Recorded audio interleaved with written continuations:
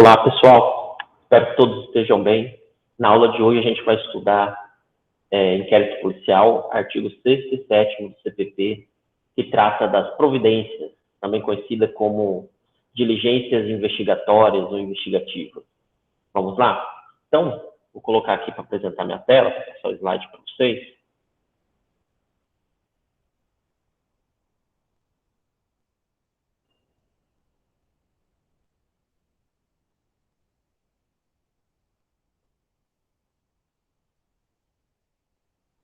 Pronto, vamos lá.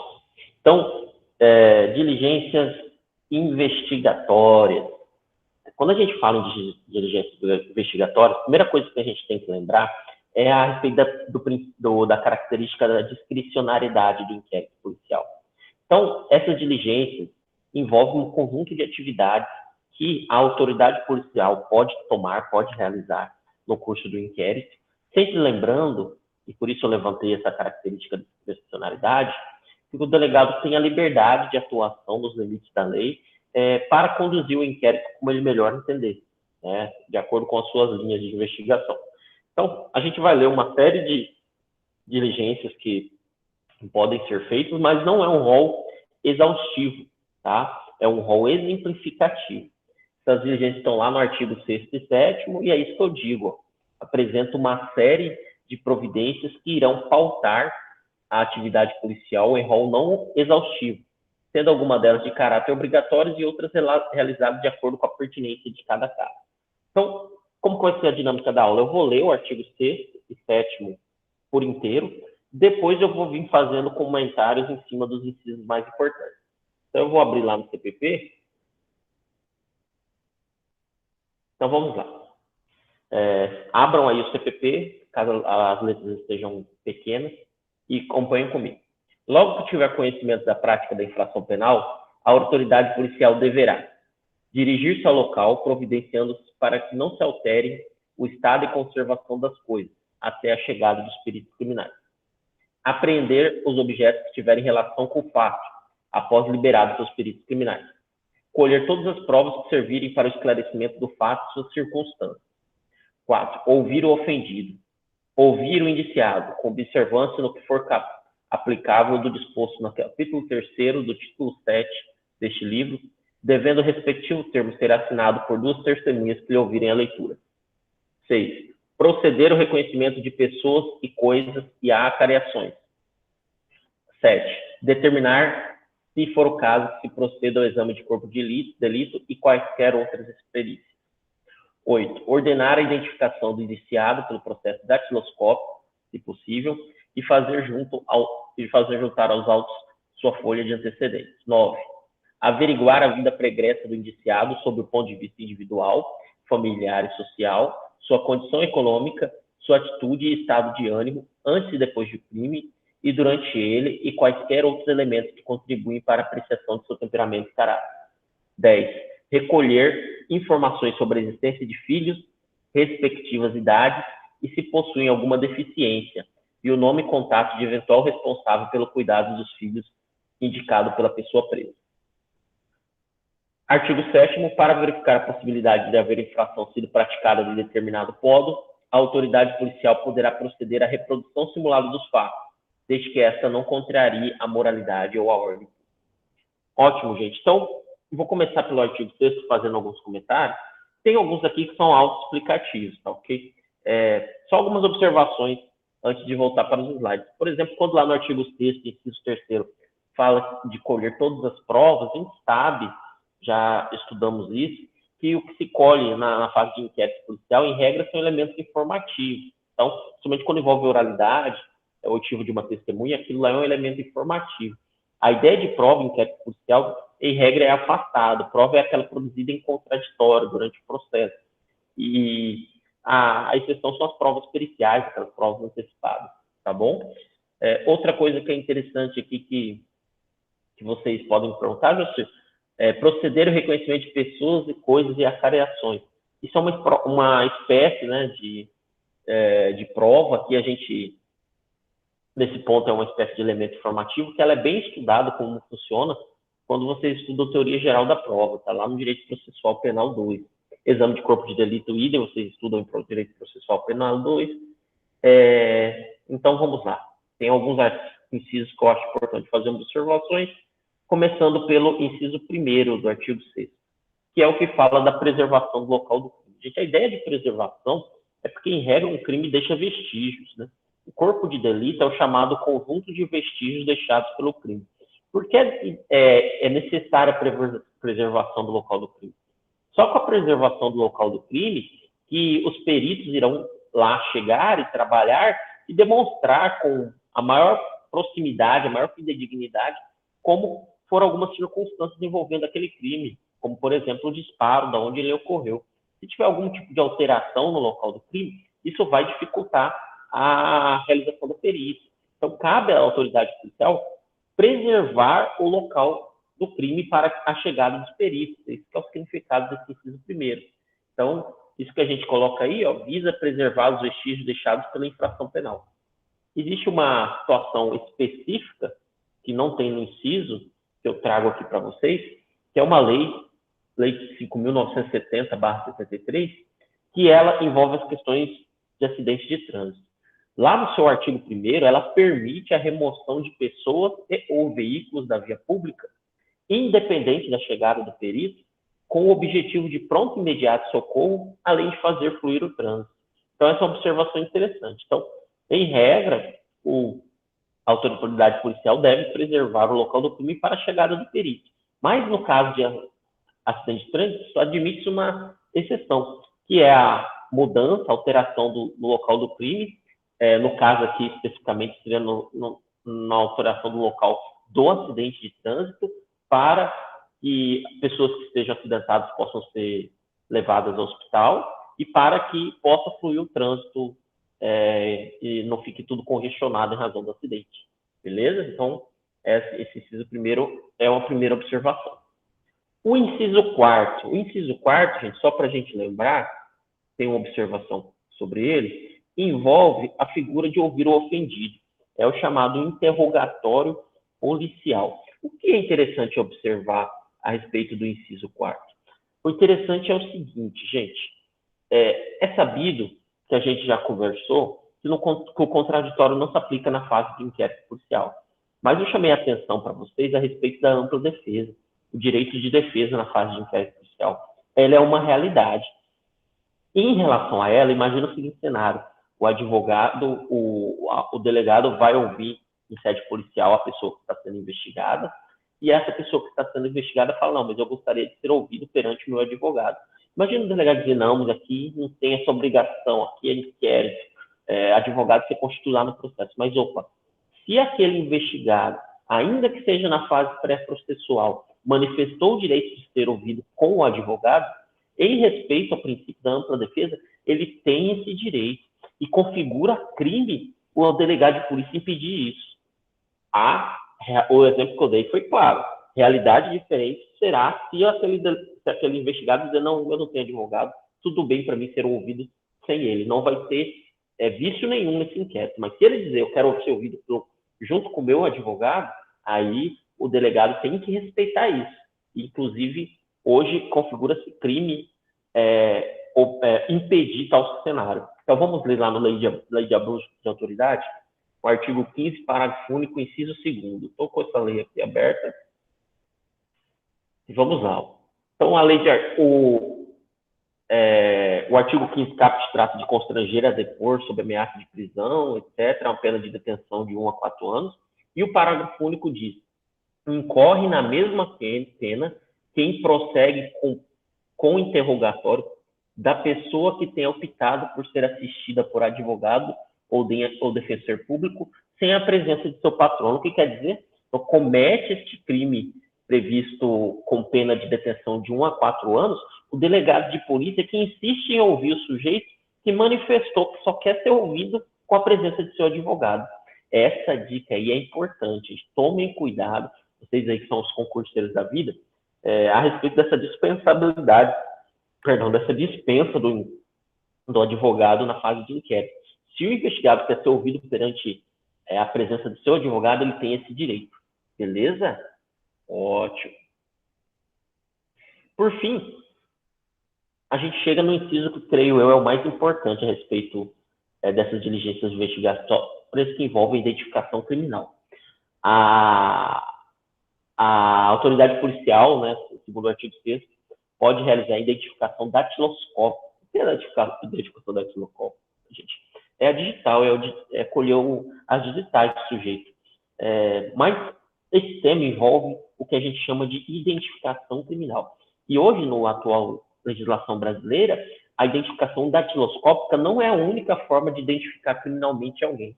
Existem outras 2 formas previstas em lei a respeito de identificação criminal. Mas antes da gente explicar quais são essas 2 formas, vamos abrir numa lei, eu trago os artigos importantes dela aqui no slide, não se preocupe, que é a Lei 12.037/2009, que é a lei brasileira que aborda essa questão envolvendo identificação criminal. O que é uma identificação criminal? Quando que ela acontece? Então, a ideia é a seguinte, gente. Nessa Lei 12.037, a gente vai fazer a leitura do artigo 2º, do artigo 3º e do artigo 5º. A ideia é a seguinte: uma pessoa, quando é investigada por um crime, se ela se identifica civilmente, não há por que ela ser identificada criminalmente. O que eu quero dizer? Se eu sou investigado de um crime, chego lá na delegacia, apresento meu documento, minha carteira de habilitação, e essa está em perfeito estado, é perfeitamente possível que eles ali, por meio da minha carteira, saibam quem eu sou. Vai lá, consulta o registro, puxa minha capivara, meu histórico de registros policiais. Beleza, fui civilmente identificado. Então, a ideia de civilmente identificado é essa: eu estar munido de algum documento oficial e me apresentar oficialmente. A Constituição Federal passou a prever expressamente, a Constituição de 88, que o civilmente identificado, esse exemplo que eu dei, não tem porquê, depois de ele se apresentar civilmente, ser levado a uma identificação criminal, ou seja, entre as hipóteses, ter colhido lá as digitais dele. Olha o que diz a Constituição: o civilmente identificado não será submetido à identificação criminal. Essa é a regra, mas tem exceção, salvo nas hipóteses previstas em lei. Então, vocês primeiro, a primeira observação é a seguinte: então, o civilmente identificado não será submetido à identificação criminal. Regra. Exceção é essa que a gente vai estudar agora. E qual é a lei que traz elas? É a Lei de Identificação Criminal, Lei de 12.037. Então, vamos ver aqui, no artigo 2º da lei, quais são os documentos que servem, que funcionam como documentos que atestam a identificação civil. Está lá: carteira de identidade, então eu posso apresentar ela, carteira de trabalho, carteira profissional, passaporte, carteira de identificação funcional, outro documento que permite identificação do indiciado. Para a finalidade dessa lei, equiparam-se a documentos civis os documentos militares. Ótimo, gente. Então, eu só vou lá, apresento minha carteirinha da OAB, apresento minha carteirinha do CRC, do CRM, se eu apresento minha identidade, se eu apresento minha carteira de trabalho, se eu apresento minha CNH, eu estou civilmente identificado. Bola para frente, vamos me ouvir, o que eu estou fazendo aqui, pronto. Essa é a regra. Todavia, embora apresentado o documento de identificação, nos termos do artigo 3º, apresenta-se um rol de possibilidades nas quais, mesmo eu apresentando o documento, eu vou ser submetido a uma das espécies de identificação criminal. E eu gosto sempre de lembrar, só para...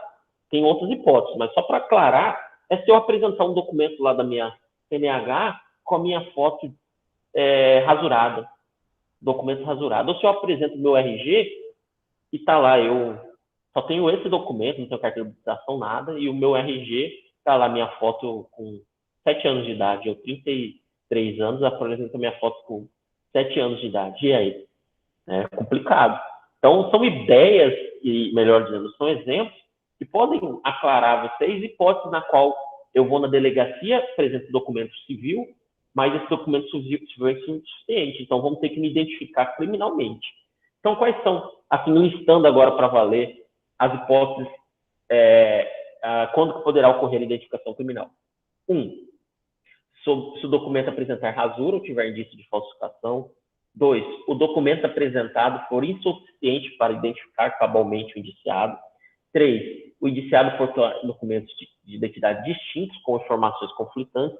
Ixi, estelionatário tem muito isso, né? 4. a identificação criminal for essencial às investigações policiais, segundo o despacho da autoridade judiciária competente, que decidirá de ofício ou mediante representação do delegado, do MP ou da defesa. 5. Constar do registro policiais o uso de outros nomes ou diferentes qualificações.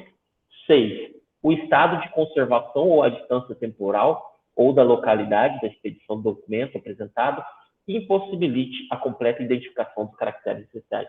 Por exemplo, nesse último entra esse exemplo que eu dei da foto relacionada à infância. Esses são 6 hipóteses nas quais o civilmente identificado, a pessoa que, melhor dizendo, a pessoa que apresenta um documento civil, mesmo assim ela poderia ser submetida a uma identificação criminal. Das 6, eu já de antemão chamo a atenção para essa quinta, para a quarta, que fala de identificação criminal, não em razão do documento ter algum problema, indício de falsificação, rasura, não, por ser essencial às investigações. Daqui a pouco eu vou falar mais dela. Então, gente, chegando ao artigo 5º da Lei de Identificação Criminal, aqui eu listo quais são as 3 atualmente modalidades de identificação criminal. São elas a identificação datiloscópica, que é a que está no artigo 6º do CPP, é citada também na Lei 12.037, mas tem outras 2. A identificação fotográfica, como modalidade de identificação criminal, e a identificação por meio de coleta de material genético, que é inclusive a mais nova, né? Então, são 3 espécies de identificação criminal. Quais? Datiloscópica, fotográfica e por meio de coleta de material genético. Vamos ler o artigo? Vamos lá. A identificação criminal incluirá o processo datiloscópico e o fotográfico. Serão juntados aos autos da comunicação da prisão em flagrante ou do inquérito policial ou outra forma de investigação. Parágrafo único. Na hipótese do inciso 4º do artigo 3º, a identificação criminal poderá incluir a coleta de material biológico para a obtenção do perfil genético. Então, gente, o que eu chamo a atenção para vocês é o seguinte: são 3 as modalidades de identificação criminal, mas elas se aplicam a todos os casos? Não, elas não se aplicam a todos os casos. A doutrina faz a separação em 2 critérios a respeito de identificação criminal, que são os critérios da necessidade da investigação e o critério da dúvida quanto à identidade civil. Então, numa hipótese, ocorre identificação criminal porque ela é necessária para o sucesso da investigação, e na outra hipótese ocorre porque estão duvidando se aquele cara é realmente quem ele diz quem ser. Então, a respeito da necessidade de identificação, volta-se a atenção para aquele inciso 4º do artigo 5º, do artigo 3º, perdão, que diz que a identificação criminal ocorrerá se for essencial às investigações policiais, segundo despacho, que na verdade é uma decisão do juiz competente, que decidirá de ofício. Descarte esse negócio de ofício, tá? A gente já tem falado tanto que o juiz não pode atuar de ofício dessa parte. Ele tem que ser provocado. A leitura não condiz com a atual realidade. Então, que decidirá, mediante pedido do delegado do MP ou da defesa. José, me deixa isso mais claro, traz um exemplo para mim de como isso seria aplicável no caso concreto. Ótimo, a polícia tem um suspeito a respeito do estupro. No estupro, na cena do crime foi encontrado vestígios de sêmen e ela precisa confrontar aqueles vestígios encontrados com o material genético do principal suspeito. Para isso, ela vai ter que fazer o quê? Basta o cara apresentar o documento civil dele, bonitinho lá, certinho, não. Ela precisa coletar o material biológico daquele sujeito para confrontar e ver se realmente é o sêmen dele que estava no local do crime de estupro. Ficou mais claro agora, né? Então, em razão da necessidade da investigação, é permitido esta modalidade de identificação criminal. A identificação criminal por meio da coleta do material biológico para a obtenção do perfil genético. Percebam, portanto, que a identificação criminal, em razão da essencialidade das investigações, que permite a coleta de material biológico. Em outras palavras, já trabalhando no inciso B, se eu apresento um documento rasurado e estão com dúvidas de quem eu sou, isso não permite coletarem o meu material biológico, porque a coleta do material biológico, nos termos do parágrafo único do artigo 5º, está ligado à essencialidade das investigações. Então, a autoridade policial, caso queira fazer algum tipo de identificação criminal comigo que apresenta o documento rasurado, deve utilizar-se das outras modalidades de identificação criminal, que são quais? Identificação datiloscópica ou identificação fotográfica, ou seja, letra B, dúvida quanto à identidade civil. Beleza, gente? Isso é importante, então, resumindo, existem 3 modalidades de identificação criminal: datiloscópica, fotográfica e coleta de material biológico. As 2 primeiras são amplamente utilizadas em razão de dúvidas quanto à identidade do sujeito, quando o documento é rasurado, indícios de falsificação. Já a terceira, coleta de material biológico, está ligada à essencialidade das investigações, como, por exemplo, no crime de estupro. Beleza? Ficou facinho agora a identificação criminal para vocês. Ótimo. Essas são, segundo a minha opinião, segundo o meu entendimento, as principais observações do artigo 6º, que trata das diligências investigatórias, também chamada de providências. Falando do artigo 7º, que trata da reconstituição delitiva, reconstituição do crime, algo que acontece principalmente quando envolve crimes de homicídio, né? Nesse artigo 7º, a respeito da reconstituição do crime, o que eu gosto de sempre alertar os alunos é recordarmos que a aplicação nessa hipótese do princípio do nemo tenetur sine tegere, ou seja, o investigado não é obrigado a produzir provas contra si mesmo, ou seja, ele não é obrigado a participar da reconstituição deletiva. E a recusa dele em participar da reconstituição não pode ser sinônimo de punição. Ou seja, o juiz, por exemplo, não pode decretar prisão preventiva de alguém com base na recusa, porque ele está deixando de produzir prova contra ele mesmo, é um direito dele. Mais uma vez, faço a recordação da observação feita por Capês no que tange ao investigado preso. Se esse investigado preso pode também valer-se desse direito? E a resposta é que sim. Mas, segundo o Capês, ele entende que ele vai usufruir desse direito só quando ele chegar ao local da reconstituição. Do trajeto da cadeia, da saída da cadeia até o local, ele não pode, porque ali ele está sob a proteção estatal. A recusa tem que ser feita lá no ato da reconstituição. Mas, como eu também falei quando falei desse princípio, quando tratei dele, eu acho isso totalmente desnecessário. Basta o advogado da pessoa, do preso, apresentar uma petição dizendo que o seu cliente não irá participar da reconstituição. Mas, assim, por que eles costumam participar? Porque isso demonstra que o réu, o acusado, está contribuindo com a investigação. Isso pode ser utilizado depois, inclusive, caso o cara esteja preso, para um pedido de soltura. Excelência, demonstra-se que o acusado está efetivamente contribuindo com as investigações, né? Então, isso pode ajudar, sim. Beleza? Então, é isso. Nossa aula de hoje é essa. Espero que tenham gostado. Tchau.